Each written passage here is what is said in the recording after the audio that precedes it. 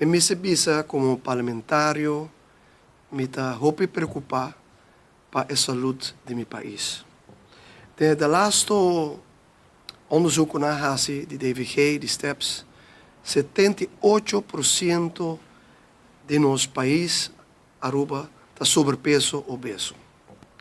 E científicos mundialmente têm diferentes stukken que nós escrevemos, nós temos no holandês, que sobrepeso obeso está ribabo na maleza crônico, maleza mene diabetes, maleza mene pressão alta, maleza mene problema com o pulmão, maleza mene problema com o ovo, pressão alta, ribabo na problema com o stroke, problema com o coração.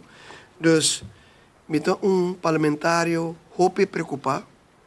E de minha ex-função como diretor de Wetterkl Kruis, me abenco diferente programas de rádio e televisão, para educar nossa comunidade.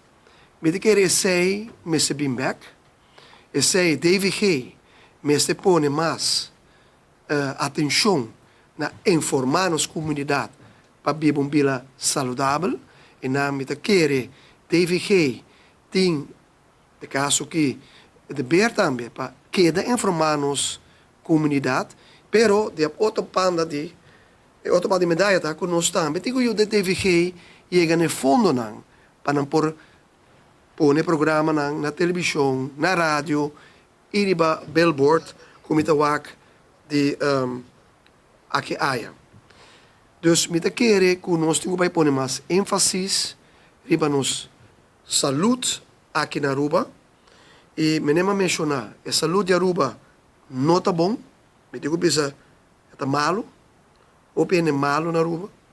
Esse é algo que nós temos que trazer e que nós temos todo bem com o programa para educar a nossa comunidade, para viver uma vida saudável. E também, me sempre mencionar, escola saudável. Atualmente, nós temos 16 escolas saudáveis na Aruba. Uma é a de kleuterschool, bij na basisschool. 16 escolas, nós temos Hope School, básico aqui na Aruba. Me como parlamentário, seguro da boga para tour school, vir uma escola saudável aqui na Aruba. Na uma nós muito nanta sinha de kleuterschool acaba, compa, come e hasi movição, comida saudável.